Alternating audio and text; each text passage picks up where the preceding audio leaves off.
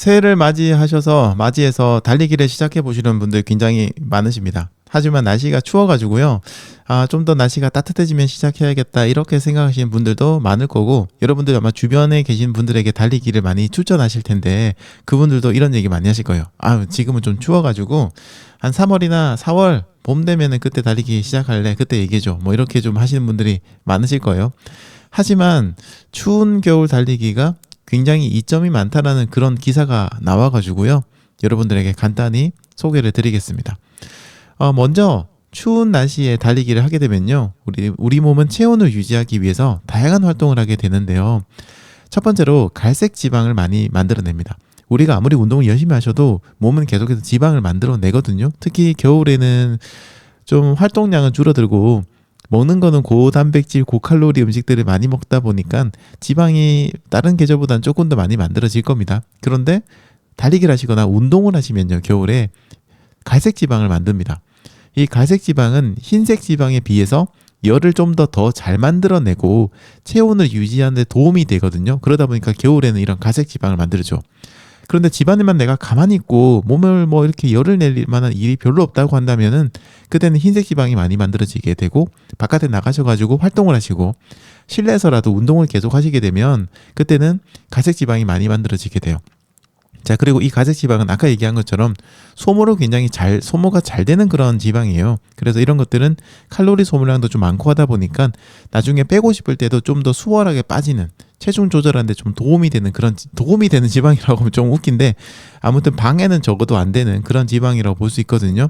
추운 겨울 여러분들 꾸준히 달리기 하셔가지고 갈색 지방을 만들어 두시게 되면요, 봄이 되었을 때 다이어트 하고 싶을 때 딱 하면은 좀 더 다른 분들에 비해서는 빨리 이런 지방들이 빠지게 되고 날씬한 몸매를 유지하실 수 있을 겁니다. 자, 그리고 다음은 겨울에 운동하다 보면 혈액량이 좀 많아지는 겁니다. 혈액의 양이 많아지는 거예요. 그래서 심박수가 높아지지 않으면서도 비슷한 속도로 달릴 수 있게 됩니다. 우리 몸이 에너지와 산소를 전달하는 것은 혈액이잖아요. 혈액의 양이 많으면, 그 총량 자체가 많게 되면 어떤 이점이 있냐면은, 겨울에 달리기를 하면 이제 체온 조절을 해야 되니까 온몸에 있는 근육에서 만들어진 열 같은 것들을, 혹은 장기기관에서 만들어진 열들을 열이 좀 부족한 곳으로 혈액을 통해서 운반을 시키게 됩니다. 피부로도 보내고요.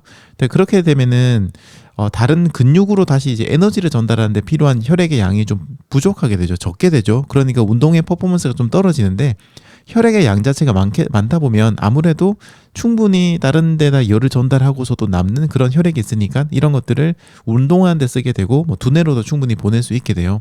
그러니까 심박수가 많이 높아지지 않아도 되죠. 양이 많으니까 뭐 억지로 무리해서 많이 밀어내지 않아도 되잖아요. 그러니까 심박수가 안정이 되고 좀 더 비슷한 속도, 예전에 안정된 심박수에서 훨씬 더 빠른 속도 혹은 비슷한 속도로 달리기를 하실 수 있게 됩니다. 자, 그리고 겨울 달리기나 겨울 운동은 정서적으로도 굉장히 큰 도움이 돼요. 개인적으로 겨울 달리기가 진짜 정서적으로는 정말 도움이 된다고 생각하는데요. 특히나 겨울은 낮이 굉장히 짧잖아요. 그래서 어떤 계절성 우울증이라 해야 될까요? 이런 것들도 좀 많이 생기고, 또 정서장애 같은 것들을 경험하실 가능성도 굉장히 높은데요. 달리기나 뭐 걷기 이런 것들을 야외에서 하시다 보면 이런 위험성도 상당히 낮아지게 됩니다. 달리기 오래 하신 분들은 아마 제 얘기에 100% 공감하실 겁니다.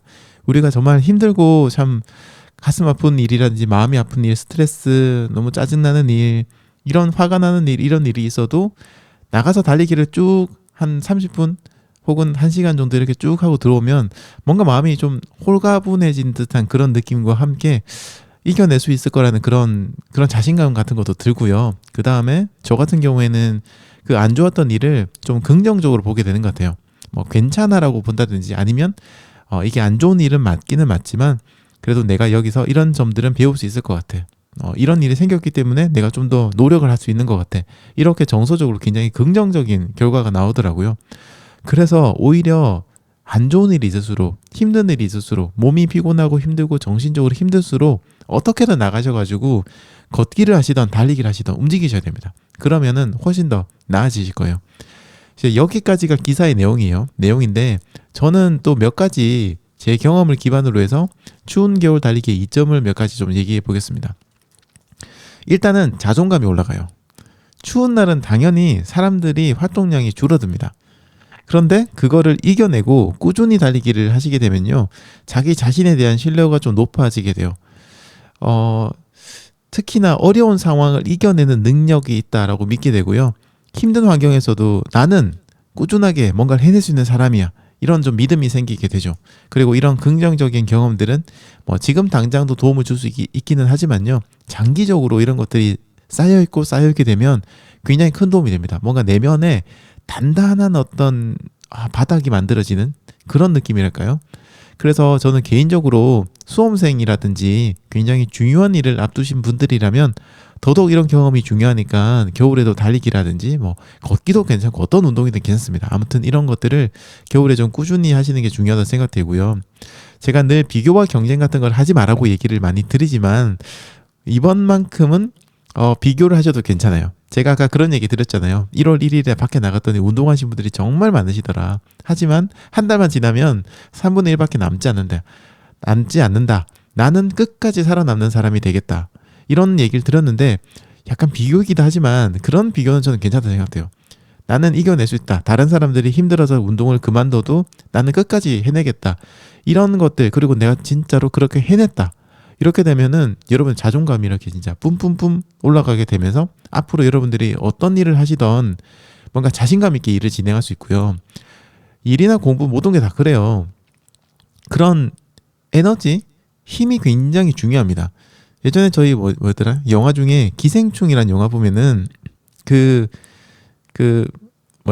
고등학교 3학년인가? 그 딸 과외할 때 그런 얘기를 하잖아요. 시험은 기세야. 이런 얘기 하잖아요. 진짜 그게 맞는 얘기예요.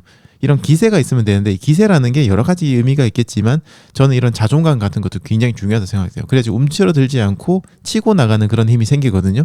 그래서 이런 것도 꼭 중요하니까 달리기 계속 하시고요.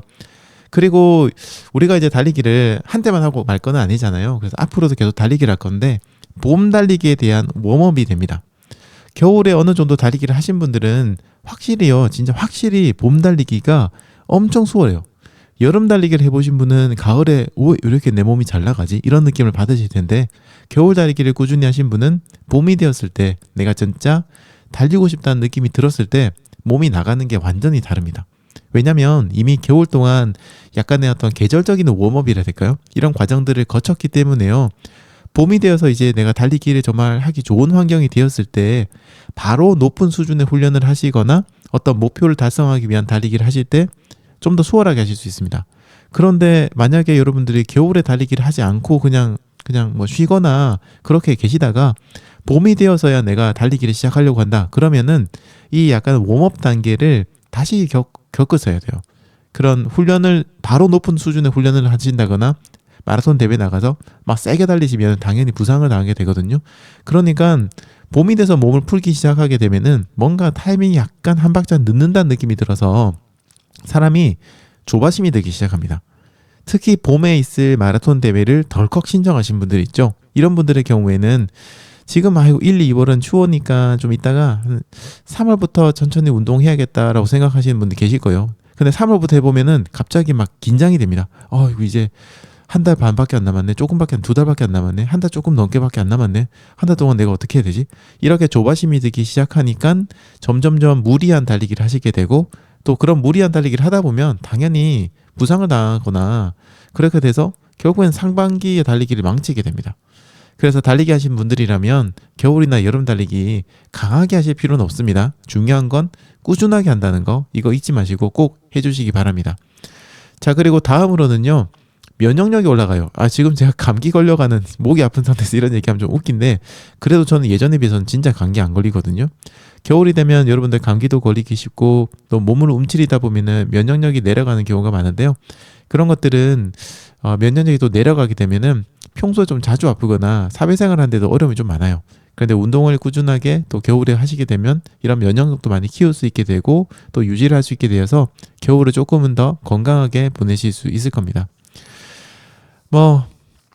기사에서 나왔던 내용이나 제가 이야기한 내용이나 이런 것들 도움이 되시겠지만 다른 이유들도 아마 있을 거긴 할 겁니다. 다른 이야기도 많을 텐데 여러분들 또 가지고 계신 그런 여러분들이 경험하신 좋은 겨울 달리기가 좋은 이유 이런 것들이 있으실 거예요. 그런 것들은 또 댓글을 통해서 다른 분들에게 노하우를 남겨주시면 좋겠습니다.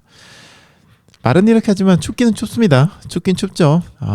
저도 나가면은 추워서 막 집에 들어오고 싶은 그런 생각이 계속 들어요. 하지만 조금만 더 이겨내 보시기 바랍니다. 벌써 이제 12월 한 달 다 지나갔고요. 2월 말까지만 조금만 여러분들 이제 추위와 싸워서 이기시면은 그 후에는 지금보다는 훨씬 더 쉬워질 겁니다. 모두들 힘내시고요. 이번 겨울 힘차게 보내시기 바랍니다.